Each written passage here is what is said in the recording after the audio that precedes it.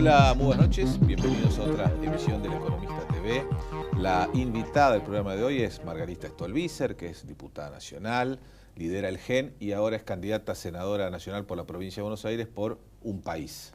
Frente que integran con Sergio Massa. ¿Qué expresa Un País en esta elección, Margarita? Por sobre todas las cosas esto, un país quiere decir una construcción de tipo colectiva que expresa sin duda las demandas, los problemas y también los sueños y las expectativas del vecino común, la gente con la que uno se encuentra todos los días y tiene su problema ubicado en que no le alcanza el sueldo para llegar a fin de mes, para comprar los alimentos que compraba el mes pasado, la gente que quisiera andar tranquila por la calle y se encuentra con que la inseguridad es una amenaza permanente a su vida, a su familia y sus bienes, y nosotros expresamos la respuesta a esos problemas y la idea de construir un país entre todos que nos permita pensar en un futuro distinto, porque esta agenda, que es la agenda social, la agenda que la gente tiene todos los días, parece no ser la agenda atendida por los que expresan esa idea de una polarización. Yo digo que es el relato de la grieta que solo beneficia a los que las expresan, pero no expresa a la mayoría de los argentinos. Bueno, siempre del espacio de ustedes, el riesgo al cual que se le vio fue precisamente quedar atrapado en una polarización entre quienes reivindican el pasado, quienes prometen un futuro mejor. Allí ustedes y no atienden los problemas del presente, nadie se está ocupando del presente, ¿no? Y ustedes quedaban atrapados en esa polarización. ¿Lo ven así? ¿Creen que pueden zafar de ese escenario, no? Sí, a mí me pasa que yo converso mucho con la gente en la calle y lo que la mayoría de los argentinos expresan, varios de los que hacen consultas de este tipo también lo dicen, es que nadie quiere quedar entrampado en esa lógica de tener que elegir entre los corruptos que se fueron o los inoperantes que hoy no resuelven los problemas. La gente visualiza que esos están más preocupados en sus propias conveniencias que en atender los problemas. Además, yo siento que los argentinos quieren salir de este estado de crispación y de tensión permanente donde la política parece basarse en la descalificación del otro. Y yo siento que la mayoría de los argentinos prefiere una convivencia democrática, más ordenada, más tranquila. Además son las cosas que debería expresar una elección como esta, que es una elección de renovación parlamentaria. A mí la verdad es que me cuesta ver el exceso de tensión que tiene una elección donde todos los que se están descalificando van a llegar al Congreso, porque el Congreso, eso es lo que se elige, no se elige gobierno, no está en riesgo ni el gobierno de Macri ni el de María Eugenia Vidal, se elige la composición de un Congreso que va a terminar siendo plural, donde todos los que hoy se descalifican entre sí van a formar parte de ese Congreso. Yo no hubiera pensado que íbamos a llegar a esta elección en un clima de tanta tensión. El año pasado fue un año más ordenado. Siempre yo elogié incluso en el gobierno que había dado muestras de una madurez, esa capacidad de convocar, de dialogar, que ellos mismos decidieron romper en el inicio de este año y llevarnos a este clima tenso porque la tensión les da beneficios electorales. Bueno, pero en este esquema de polarización que se ha elegido como estrategia electoral por dos de los principales actores de esta campaña, ¿esto nos lleva inexorablemente a un clima de tensión? El clima de tensión existe. Yo lo que creo es que la mayoría de los argentinos no quiere formar parte de eso, porque se da cuenta que esto es solamente una maniobra de distracción para no hablar de los problemas reales. A Cristina esto le va a permitir ser una candidata y hacer una campaña sin tener que dar explicaciones de todos los delitos cometidos durante su gobierno. Y al gobierno le permite desarrollar una estrategia de miedo, que es decir, ojo, porque si nosotros perdemos la que viene es esta, alimentada por ellos mismos, y no resolver los problemas que tienen que ver con el precio de los alimentos, con la inseguridad. Bueno, nosotros estamos apuntando hoy a lo que nosotros creemos que es el espacio mayoritario de los argentinos que no quiere caer en esa trampa. Vos decías recién que esta es una elección legislativa. ¿Cuál va a ser a tu juicio el factor determinante del voto en esta elección? ¿La evaluación que la sociedad haga del gobierno? ¿Lo que espera del próximo Congreso? Es difícil pensar en que hay una motivación, digamos, porque necesariamente la motivación es divergente según quiénes fueron los votantes de uno u otro. Está claro que mucha gente votó en la última elección a Macri, más que nada por el espanto que le producía la posibilidad de que continúe en el gobierno el kirchnerismo. Y hoy hay muchos insatisfechos dentro de ese lugar. Entonces ahí hay un caudal de gente muy importante que su voto va a estar definido por la satisfacción o insatisfacción que sienta respecto de aquellos a los que votó. Entonces me parece que eso va a estar bastante en juego. Por eso me parece que ese es un núcleo, un voto mucho más volátil que el que puede haber como núcleo más duro que pueda tener Cristina Fernández, donde casi ese es un voto con una venda en la cabeza que no está dispuesto a mirar ninguna otra cosa y son los que están dispuestos a que le sigan robando. ¿Por qué cosa? Entre otras cosas porque así como hay de un lado esa estrategia del miedo, del otro lado está la estrategia de que total roban todos, pero nosotros robábamos y algo le dábamos, ¿no? Entonces hay gente que está dispuesta a tolerar eso y a volver a votar a esos que ya sabemos que quieren volver para seguir robando. ¿Qué opinas de este planteo que suele hacer el gobierno de decir, bueno, en el caso de que nosotros perdamos las elecciones se va a generar una gran incertidumbre sobre la continuidad de determinadas políticas económicas y esto es lo que hoy está trabando las inversiones, que es lo que está trabando el crecimiento económico de la Argentina? Bueno, esto creo que es el pecado más grande que ellos mismos cometieron.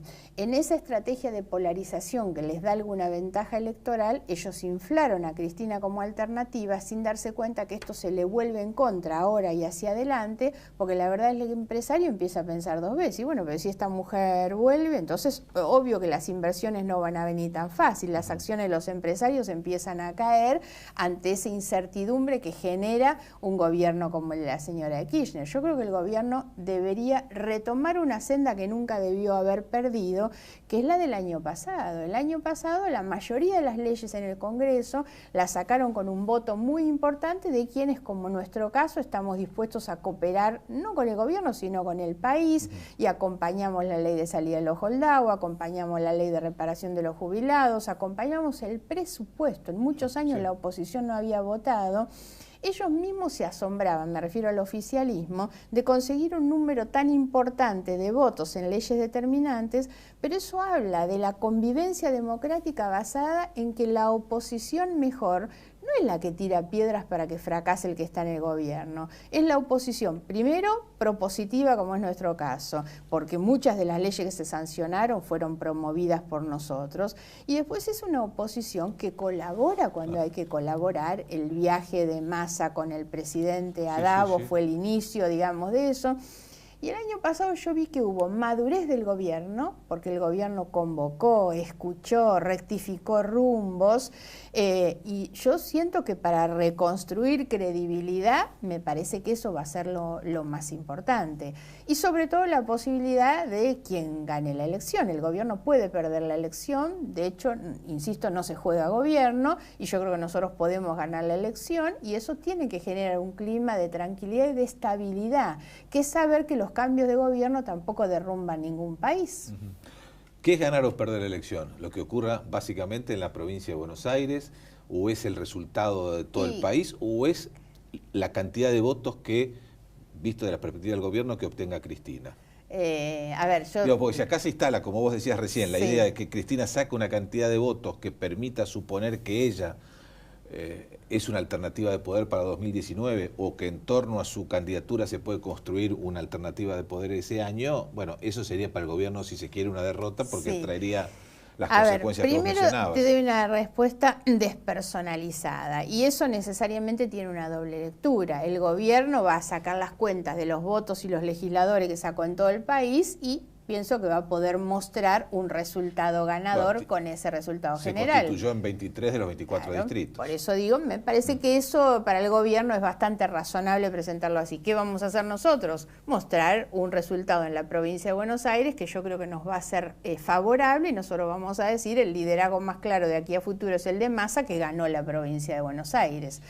Yo estoy convencida, ya yendo ahora sí al terreno personal, que así como Massa la mandó a la casa a Cristina después de la elección del 2013, la va a volver a mandar a la casa y sin fueros en la elección que viene. Yo no creo demasiado en esto que dicen algunos, que Cristina está tan inflada, que tiene una cantidad de votos.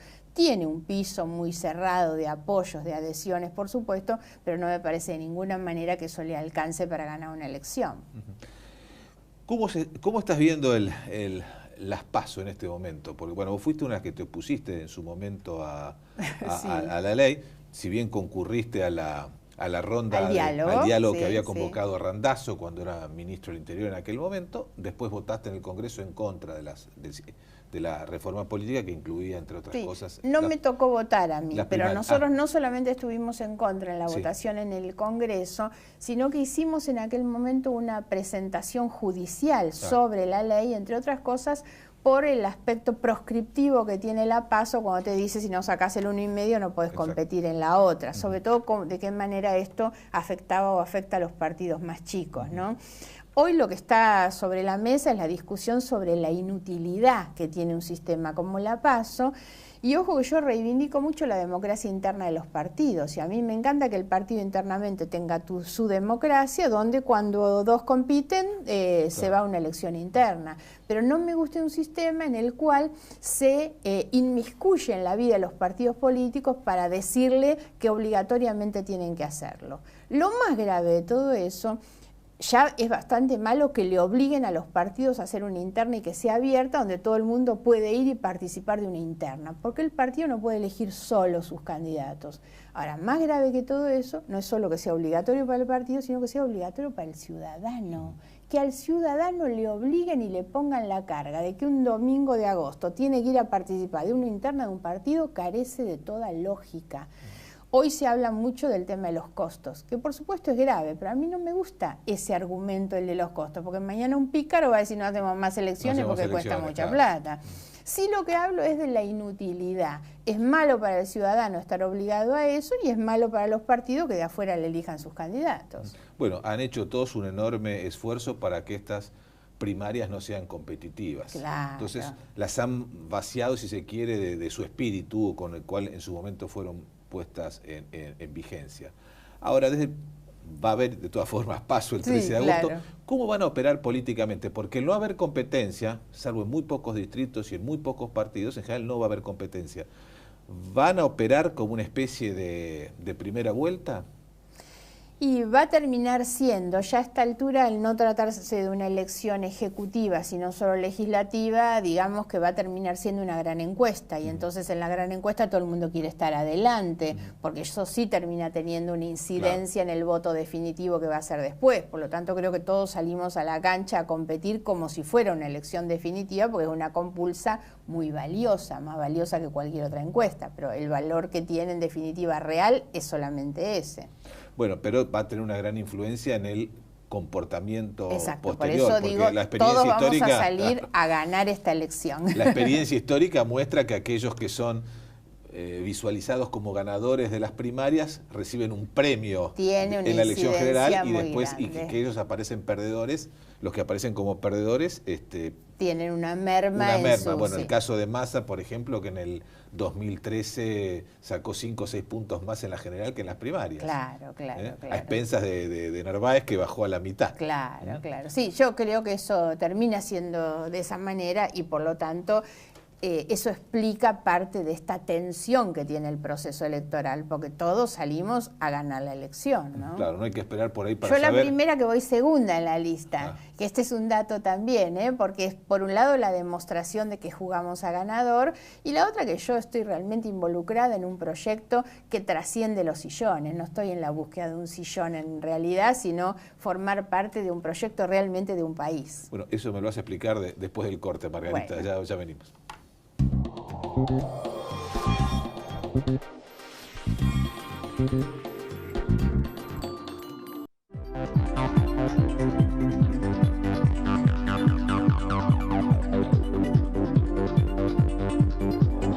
Muy bien, seguimos conversando con Margarita Stolbizer, candidata a senadora nacional por la provincia de Buenos Aires por Un País.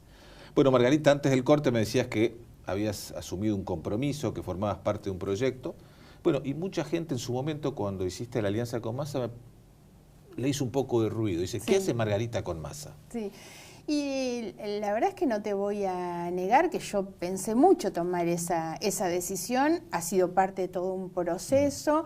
Yo empecé con Massa, ni bien pasó la elección del 2015, ya en diciembre nos reunimos, en febrero inmediatamente hicimos la presentación de un plan de trabajo parlamentario que tuvo muy buenos resultados, por esto que decía antes, encontramos un buen congreso con equilibrio, donde muchas de nuestras propuestas pudieron avanzar, y eso nos permitió ganar en conocimiento y en confianza. Yo no lo conocía a Massa y la verdad es que venimos de historias muy diferentes, entonces ensamblar esas historias no parecía sencillo. Sin embargo, encontré en Massa una persona, primero con una gran ductilidad, aún dentro de lo que podía ser un discurso duro para mí el que él tenía, una persona que se prepara. La verdad es que si yo algo valoro en el dirigente político es el que se prepara, se esmera, expresa lo que la gente quiere, estudia, y bueno, la verdad es que todo eso me fue haciendo ganar en este sentido. Y después empecé a preguntar mucho a todos esos que me cuestionaban por la relación cuáles eran los motivos del cuestionamiento.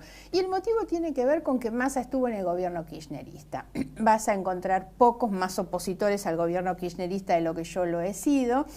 Y sin embargo, siento que haber pertenecido a ese gobierno no es en sí mismo una mancha que le impida construir algo distinto, entre otras cosas porque dio muestra de cómo había roto con esa situación. Creo que es el responsable de que no hayamos tenido una Cristina eterna. Y hoy además este proceso está dando distintas oportunidades. Yo hay una persona a la que respeto muchísimo, que es Graciela Ocaña, y hoy encabeza la lista de Cambiemos, habiendo sido ministra y muy amiga de Cristina. El caso de Martín Lustó, por ejemplo, y así otros. Bueno, Macri promovió nada menos que a la Corte Suprema de Justicia de la Nación un ex ministro de Justicia, Néstor Kirchner. Entonces, haber formado parte no es en sí mismo una mancha. Y nunca he encontrado, más allá de los cuestionamientos que se hagan a Massa, que Massa tenga ni una sola investigación judicial. Entonces a eso le agrego el mérito, que es haber pertenecido a un gobierno corrupto como fue el de los Kirchner y no tener ni una sola investigación. Porque la verdad, haber salido sin que nadie pueda decir se quedó con un vuelto, bueno, me parece que eso le agrega incluso entonces un mérito. Por lo tanto, he resuelto todo este tipo de cosas que, insisto, yo misma me las planteé, me las pregunté y todo, y hoy estoy en un lugar muy convencida y he ganado mucha confianza con Massa en el sentido de que lo creo capaz de llevar adelante este proyecto. Recién nombrabas a Graciela Ocaña, que va a encabezar la lista de diputados de Cambiemos en la provincia de Buenos Aires. Bueno, estás vos como candidata a senadora nacional por un país, y también está Elisa Carrió encabezando una lista en la capital federal del oficialismo local, que tiene un estilo distinto al tuyo, pero que está identificada, al igual que vos y Graciela Ocaña, con una actitud de fuerte denuncia a episodios de corrupción del régimen anterior. ¿Esto significa que ese va a ser un eje importante de la campaña? ¿Ustedes lo visualizan como que va a ser un tema importante de la campaña? ¿O más se va a trabajar y se va a votar por estos temas del presente a los cuales vos hacías referencia? Ojalá lo fuera. Yo siento que para que nosotros podamos realmente tener un país con la aspiración a la seriedad, al progreso que queremos, necesitamos terminar con la corrupción. Y esto tiene que formar parte de un compromiso de nunca más la corrupción de toda la dirigencia política. Por lo tanto, a mí me encantaría que esto fuera no solo un eje de campaña, sino parte de un compromiso de todos los que compiten, a decir no queremos más que nos vuelva a pasar lo que nos pasó. Ahora, no sé si eso tiene la misma incidencia en el votante, en el ciudadano común. Me parece que en la gente común hoy hay más una tendencia a demandarnos a nosotros en la política respuestas a las cosas que tienen que ver con su vida cotidiana y que no siempre se percibe, algo que por lo menos yo trato de expresar, que es la vinculación tan directa que existe entre los niveles de pobreza, de deterioro de instituciones que nosotros tenemos, falta de servicios, de viviendas y de atenciones, con la corrupción o con la plata que los corruptos se llevaron, ¿no? Pero no me parece que hoy vaya a tener en el votante una incidencia tan determinante como por lo menos a mí me gustaría. Hoy se presentó Randazzo, hizo una presentación pública de su espacio, rompió un largo mutismo, si se quiere, el exministro, y toda su presentación transmitió la idea de que está saliendo a disputar la ancha avenida del medio, que antes parecía propiedad y monopolio del discurso de un país, y ahora él daría la sensación que también aspira a competir por ese espacio. ¿Lo ven como un rival? ¿Lo ven que es disputan votos directamente con él? No, yo no lo veo, pero además porque creo que le va a costar mucho a él explicarse este intento de correrse a un lugar después de que hace poquitas horas atrás él peleaba justamente por una interna en uno de los extremos.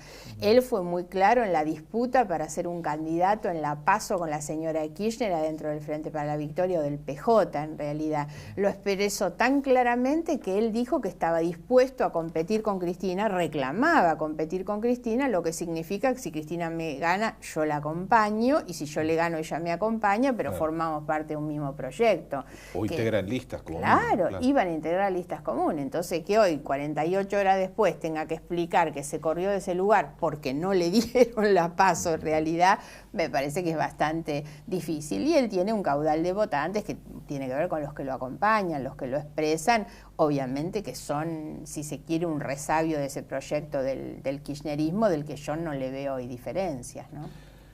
¿Hacia dónde creen que va a crecer electoralmente un país? Porque sumando los votos que obtuviste vos en la primera vuelta presidencial a los de Massa, estamos alrededor de un 25%.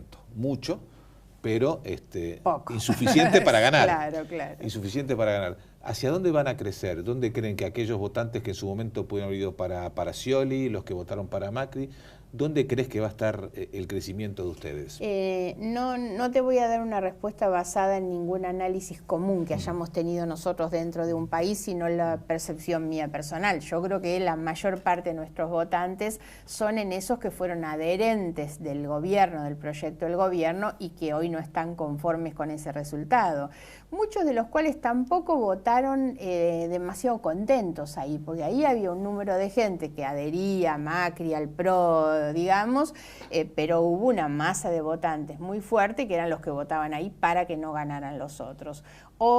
Y esos por distintas razones se sienten más independientes de su voto, puede ser por insatisfacción o simplemente porque vuelven a algo que les gustaba más. Entonces creo que nuestra mayor cantidad de votos está en ese lugar. Es decir, vos crees que hay un núcleo duro, muy firme de votantes por Cristina, pero no tan grande como se dice, eso dijiste antes, y un voto por el oficialismo que fue muy importante, pero que en este momento hay más posibilidad de desprenderse. Y ahí es donde básicamente creen ustedes que van a tener su caudal electoral. Sí, nosotros estamos viendo hoy una elección, creo que muchos lo ven de esta manera, que es una elección de 3/3. Sí. El 3/3 puede salir primero o tercero porque no hay demasiadas diferencias. Nosotros vamos a trabajar mucho, como lo harán los demás también, para intentar demostrar que nosotros ofrecemos una mejor alternativa que la de los demás, pero veo una elección hoy como muy dividida en esos términos. Ahora, si ustedes logran demostrar que son uno de los tercios, probablemente las posibilidades de crecer de cara a octubre son grandes. Sí, eso es desde luego que lo que nosotros estamos viendo. Y nosotros en este punto lo hacemos primero desde lo propositivo, creemos que la mejor alternativa es la que propone, la mejor oposición es la que propone, pero además obviamente en el caso mío con lo de la señora Kirchner, yo lo vengo planteando desde ese tiempo, a mí me parece inconcebible que una persona que no puede presentarse frente a una entrevista, porque lo primero que le va a contestar preguntar cualquier periodista independiente es para que rinda cuenta sobre todos los delitos, no puede hacer una campaña si no es una cosa prefabricada contestándole a Navarro y a Víctor Hugo Morales, otra cosa no puede hacer. Entonces yo creo que eso está pero muy acotado en su posibilidad de desarrollar, digamos, un caudal de votantes mucho más grande. Yo me animo a pensar que no va a tener ni siquiera esas cosas que hoy le están adjudicando y que después largado a la campaña, es muy difícil hacer una campaña cuando vos cargás sobre tus espaldas con la necesidad de explicar el enriquecimiento y todas estas cosas que se van a notar, ¿no? Bueno, incluso por eso muchos de los gente del núcleo duro, el kirchnerismo en su momento desaconsejó, como el caso de Axel Kicillof, desaconsejó su candidatura precisamente para no tener que hacer una campaña dando explicaciones sobre el pasado, ¿no? Claro. Para terminar, Margarita, el factor María Eugenia Vidal, en la provincia de Buenos Aires, la gobernadora, que es una figura con muy buena imagen personal, muy buena, con la cual vos creo tenés una buena relación personal sí. también. ¿Cuánto influye un gobernador en el comportamiento electoral? Digamos, sobre todo en el Gran Buenos Aires, donde muchas veces el habitante del Gran Buenos Aires mira al intendente, mira a la presidencia y no tiene del todo claro el rol que juega en su calidad de vida el gobierno provincial. Digamos, tiene la relatividad de estar en las boletas del medio, ¿no? Yo siempre creo que las boletas traccionan mucho de arriba y de abajo, y el intendente, por esa relación de proximidad que tiene con sus vecinos, tiene más posibilidad. Las boletas del medio tienen menos influencia. Ella tiene de todos modos una gran imagen, la van a poner sobre la mesa, no tengo duda. Yo estimo que toda la estrategia electoral de Cambiemos se va a basar en la imagen de la gobernadora, pero bueno, esto también va a mostrar las debilidades, porque la gobernadora no puede demostrar grandes resultados en términos de gestión, ¿no? Cuando uno piensa 1 año y medio, ¿qué es lo que puede mostrar la gobernadora hoy? ¿Cuáles son los cambios que la provincia ha tenido? La verdad es que seguimos teniendo los mismos agujeros que tenía la gestión de Scioli. Scioli era, por supuesto, casi un candidato, un dirigente inexplicable en los altos niveles de imagen y de aceptabilidad que tenía, con una muy mala gestión. Hoy con María Eugenia pasa algo parecido. No puede exhibir buenos resultados ni en la educación, ni en la salud, ni en la justicia, ni en la seguridad. Entonces el tema de su imagen no puede pasar simplemente por una fotografía. Y la otra circunstancia es que tampoco es fácil trasladar la buena imagen en términos de votos a otros candidatos que no son ella, ¿no? Y el desencanto que vos percibís, que ustedes están viendo en el núcleo menos duro, si se quiere, que votó por Cambiemos en la última elección, ¿en qué se motiva? ¿En una cuestión de estilo? ¿En resultados económicos? Sí, sobre todo en resultados económicos. Porque algo que hizo Macri fue hacernos creer a muchos, o hacerle creer a muchos, que tenía un gran equipo, sobre todo en lo económico. Y yo diría que hoy las fallas más importantes, cuando uno toma los indicadores económicos que más tienen que ver con nosotros, el estancamiento sigue siendo igual que el que teníamos, el problema del empleo es más grave. Solo en el primer trimestre de este año perdimos 350.000 puestos de trabajo. Nos dijeron que iban a terminar con la pobreza como parte de una elucubración fantasiosa, por supuesto, pero hoy tenemos más pobres de los que teníamos antes, y la inflación, que según el propio secretario de la Presidencia, saben ellos que no han podido domar, todavía no le han encontrado la vuelta. Entonces, creo que los mayores fracasos tienen que ver con esto. ¿Cómo lee la gente estas cosas? Con la factura de luz, la verdad, con la factura de luz. Eso tiene un enorme impacto en la gente, con el precio de la carne y de la leche. Entonces, creo que esto es lo que va a influir, porque esto es lo que genera el desencanto de la gente respecto de un gobierno en el que creyó, sobre todo, que si alguna respuesta le iba a dar, era la respuesta del área económica. Muy bien, Margarita Stolbizer, gracias por estar en el programa de hoy. Gracias por la invitación. Muy bien, nosotros nos despedimos hasta la semana que viene. Chao, buenas noches.